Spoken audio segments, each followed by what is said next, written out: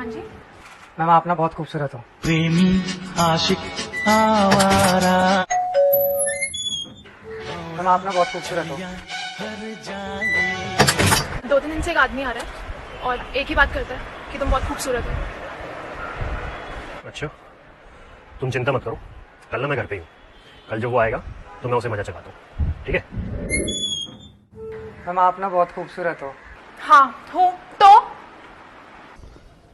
तो मैडम कृपया करके ये बात आप अपने पति को समझा दीजिए ताकि वो मेरी बीवी का पीछा करना छोड़ दें।